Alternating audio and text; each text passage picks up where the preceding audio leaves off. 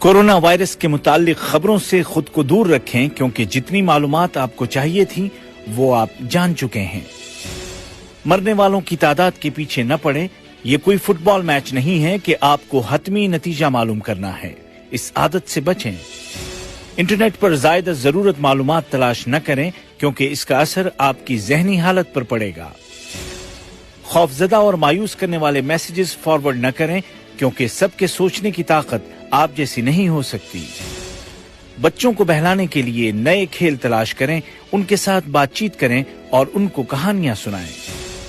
घर में ऐसा डिसिप्लिन बनाए रखें कि सभी अफराद हाथों को धोते रहें।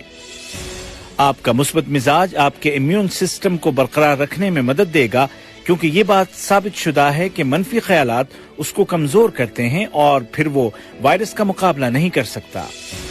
और इन सबसे ज्यादा अहम अल्लाह पर तवक्कुल और इस बात का यकीन है कि ये वबा जल्द खत्म हो जाएगी और अल्लाह के हुक्म से हम सब महफूज रहेंगे। मुस्बत रहें, महफूज रहें।